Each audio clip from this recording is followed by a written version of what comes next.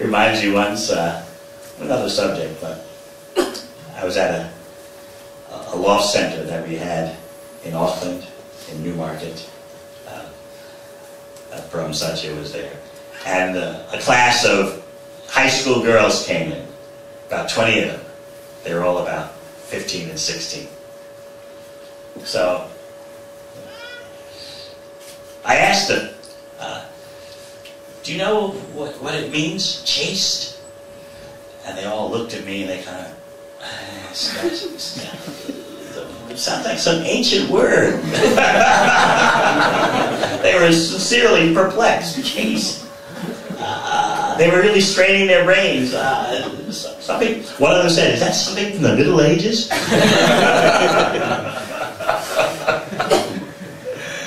It's the last thing on their minds due to the influence of society.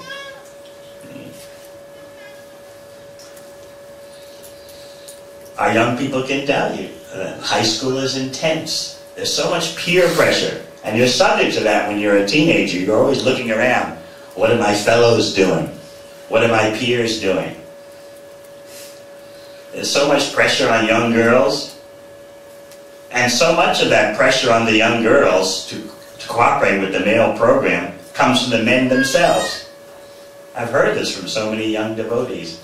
The men recruit the ladies to make fun of girls who are trying to be chaste. And the ladies willingly participate in this program.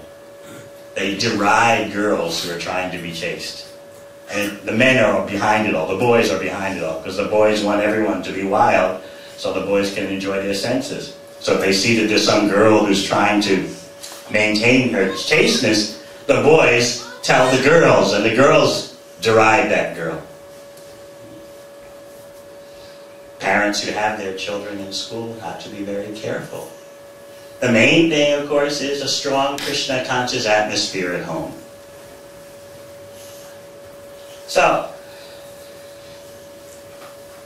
more significantly, is that no one has a concept of liberation or freedom from material existence. So that is one of our main criticisms. We can't accept the world as it is. Bhagavatam does not accept this world as it is now. Number one, no conception of liberation. And number two, no idea of what your next body is going to be. Both those questions draw blanks. Next body? I was walking in Wellington and I saw one quotation outside someone's shop. Maybe it was a pub. It said, "One life is all you get, but if you do it right, that's all you need." In other words, if you just get some momentary satisfaction, that's it. You don't need any more lifetimes. Just get a few magic moments, and the purpose of your life has been achieved. One life is all you get, but if you do it right, one life is all you need. This is animal life. So remember these two criticisms that we have of society as it is today. There's no concept of liberation, and there's no understanding of what the next body will be. So you might say, why has Krishna facilitated such a world? It seems like there are two purposes in this world. Number one, to become free of material existence. The material world is a stage upon which you can act for liberation. And number two, it seems obvious that Krishna is facilitating sex gratification. Actually, the Bhagavatam explains that Krishna is not, in one sense, Krishna is not the creator of the material world. Our desires, our deep-rooted fruit of desires created the material world, and Krishna is just facilitating our desires. This is how powerful our deep-rooted material desires are. They actually lead to the creation of the material world. So Krishna is just facilitating, reluctantly facilitating our program. So it seems that there are two purposes of material existence. Number one, facility to become liberated. And number two, facility to entangle yourself with your senses. But actually, the Acharyas point out, these two purposes are one. You cannot accuse Krishna for his facilitating your sense gratification. Because by Krishna's facilitating your sense gratification, he's giving you an opportunity to become frustrated.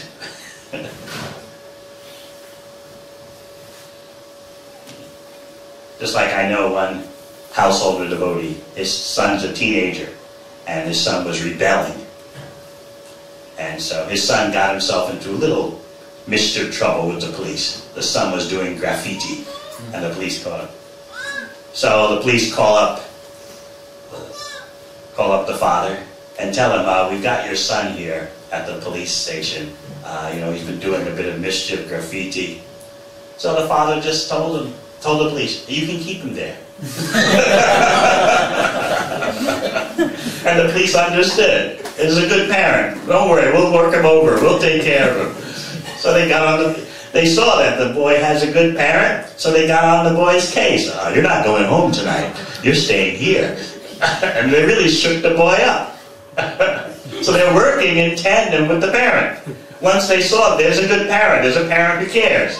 They called the parent, we got your boy here. The parent said, keep him there. Let him learn his lesson. 16-year-old boy. So the police got the hint. Okay, we'll teach him a lesson. We'll do you a favor. They kept him overnight.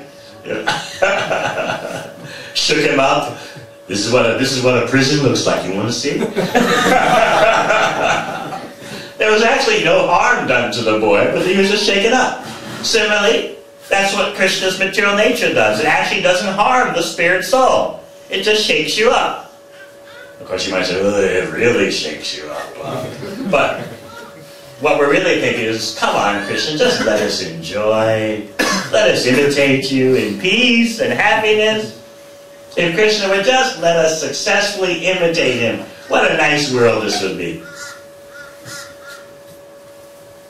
We maintain that foolish desire even when we go to the heavenly planets.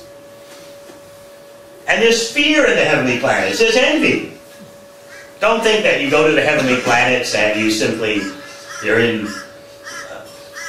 paradise and that's it. No. You have anxiety that is going to end. And number two, you're looking around and you see others enjoying better than you. And so you get agitated.